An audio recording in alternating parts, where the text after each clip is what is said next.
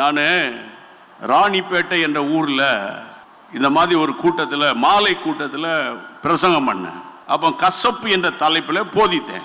கூட்டம் முடிஞ்ச உடனே ஒரு குடும்பம் என்கிட்ட வந்து பார்த்தாங்க.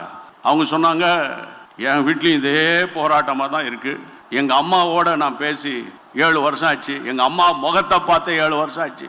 ஏதோ ஒரு குடும்ப சண்டையில் எங்கள் அம்மா எங்கள் அண்ணன் வீட்டுக்கு போயிட்டாங்க. நாங்கள் இப்படி பிரிஞ்சிருக்கோம். ஒரே ஊருக்குள்ளே தான் இருக்கோம். ஒரே சர்ச் மெம்பர் தான். ஒரே சபையில் தான் கம்யூனியன் சர்வீஸ்லாம் எடுப்போம். ஆனால் எங்கள் அம்மா முகத்தை பார்த்து பேசி 7 வருஷம் ஆச்சு. ஆனால் நீங்கள் இன்றைக்கி கசப்பை பற்றி பேசுகிறீங்க. சரி, இப்போ என்ன செய்யலாம்? ஜெபம் பண்ணுவோமான்னு கேட்டேன். ஜெபம் மட்டும் இல்லை, நாளைக்கு எங்கள் அம்மாவோட ஒப்பராக போகிறேன்.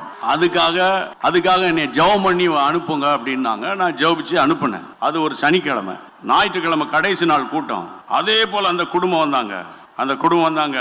அந்த ஐயாவும் அந்த அம்மாவும் என் கையை பிடிச்சி அழுது ஆண்டவரை தோத்திரம் சொன்னாங்க. என்னன்னா, இந்த அம்மா என்ன பண்ணியிருக்கு, அடுத்த நாள் காலையில் தாயை பார்க்க